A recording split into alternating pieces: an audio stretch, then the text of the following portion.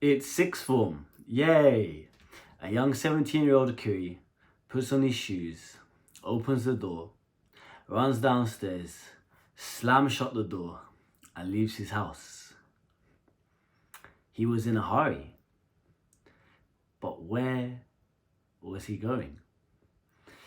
Kiri ran to the bus stop, waited for the bus, jumped on the bus. A few stops went by, off the bus, went to another bus. He was there. He was going to meet his friend. As he met his friend, his hands started to tremble a little bit. His heart started to race a little bit. It wasn't because he was meeting his friend who he's known for many years and he was comfortable with. It was where he was about to go to. Him and his friend jumped on the bus, checked the time.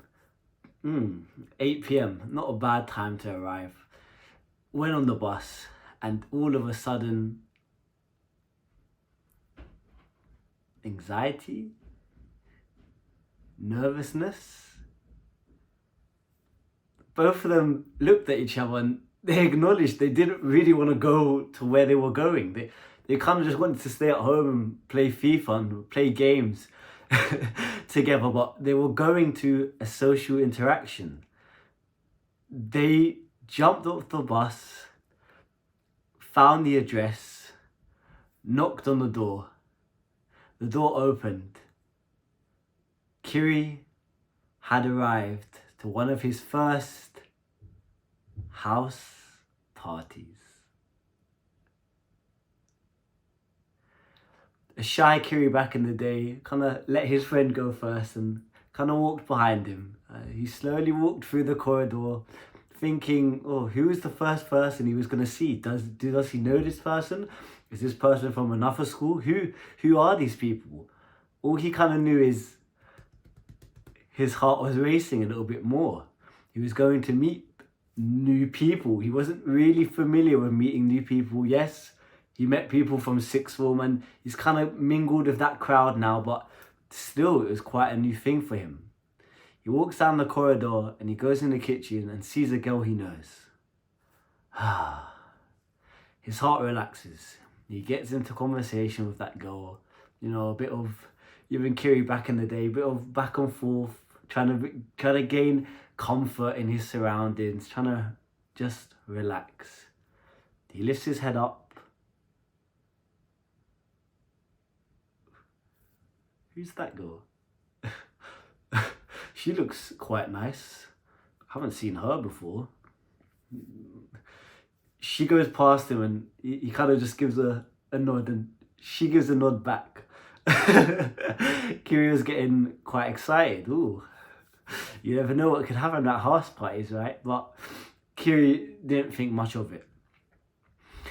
Kiri walks into the garden, sees a abundance amount of people sitting at different places, smoking, drinking, having fun. Even back then, Kiri was never a drinker. He didn't want to, nor did his friend. He took a seat on a bench, and I don't forget this. He took a seat on the bench with his friend next to him and another boy he knew. It's just us three. Kiri was like, okay, just relax. You know, it's okay now. You know, we're here. You know, people are normal. It's okay. People are like laughing, enjoying. I guess we have to kind of socialize eventually. I mean, maybe someone might talk to a girl and I can talk to her. Something will happen, right? He raises his head and he sees someone else coming. He sees a boy. A boy wearing designer clothing. A boy with a kind of Gucci nice designer belt, which looked like fashionable, like designer or fancy jeans or trousers. I burped too much, don't I? He looked at that boy and thought, he looks quite good. I like his outfit, I like his hair. You know, Kiri's straight obviously, but I think he looked better than me.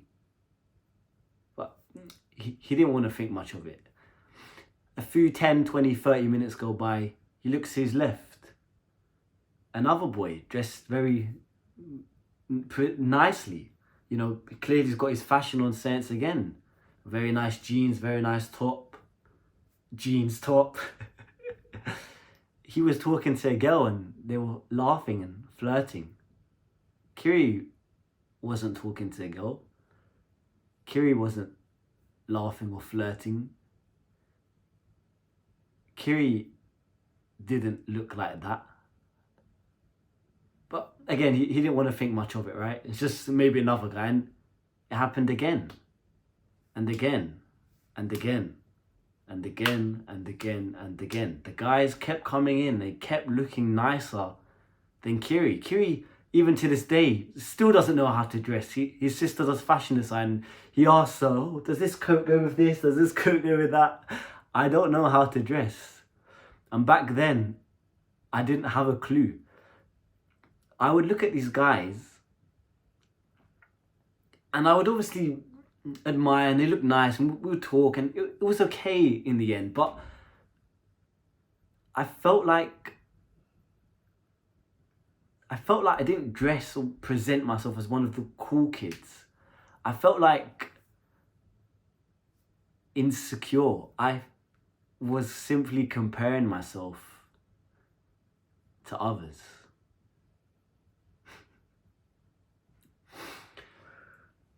Let me paint the picture for you. You like that story, yeah? We all, especially as young males, compare ourselves to others. It's the competition or the race of life. Yes, we have testosterone running through our bodies 10 times more approximately than women. It's in our nature to compete. It's in our nature to be better. Women, money, cars, fucking etc. It's normal and we have to respect it. Something you don't possess when you're around the ages of maybe 14 below, 16, 18, even 20, maybe even 22, maybe even 25, 26, 28, etc. All depends on your development. But something a lot of people struggle, even in their 40s, even 50s, is being secure in themselves and self-esteem. We all compare ourselves unconsciously to others and we all kind of know where we rank. We won't admit it to the world. No one does what Kiri does and admits and says, oh, I was a loser at that age and this is what I have. It's okay. You don't have to be like me and be so honest and out there and fucking topless and all this shit. But deep down in our heads, we kind of know roughly our value. Oh, maybe I can improve this and I'm not that good at this. I'm quite good at this. We kind of know. And our results by society kind of reinforce that. We are simply comparing ourselves to others because we are trying to fit in and we are trying to make sure we're where we need to be at this specific age in the race of life, okay? The funny thing is, these things don't account for exponential growth. They don't account for how people learn at different rates. The start of in life that people have had. These things don't account for that. So as I've got older, and since I was around 21, I'm 25 now, I've just simply taken myself out the race. And I know you hear it so much and you hear the only person you're competing with is yourself. And that is very true to an extent. However, there will always be competition amongst us young males. And it's healthy. It's like a football team. Not everyone can play, right? You have substitutes. Like everyone wants to get in the team, but it's healthy. It's healthy competition because it makes you better. It makes you progress to work harder than the man next to you. And you can push each other, this masculine innate drive we have within us. So the people close to you, and if I put it to you now, maybe have a few friends and maybe he's doing a bit better than you, it's fine to support each other and to have that healthy competition, not in a malicious way, not in a hating on you way, oh, fuck you, bring you down, No, we respect, and if they are legit, and we said a lot of times on this channel, you may see what people say, even on Instagram, they don't say the truth, they lie. I asked my dad today, how many girls have you slept with? 2,000. Oh, 2,000, okay, yeah, big man, Genghis Khan, whatever that guy's called. Fucking bullshit, but okay, whatever strokes his ego. Wow, that's amazing, 2,000 girls. Come on now. So you can support, but again, you just take it with a pinch of salt, because most people will lie out their arse because they're insecure and low self-esteem, etc. And the small people that are doing well, we respect it and we take our hat off to them if they are legit.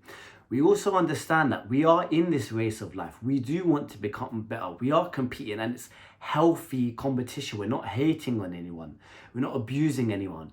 But we take ourselves out of the race because we do things on our timeline and we simply play our game. I'm not playing the game of the people I saw at that sixth form party. I'm not playing their game of he's got that fashion and he's talking to that girl at that moment in time. Yeah, if he's doing that, that's really good. But my time wasn't then. Jesus Christ, I need to stop eating before filming.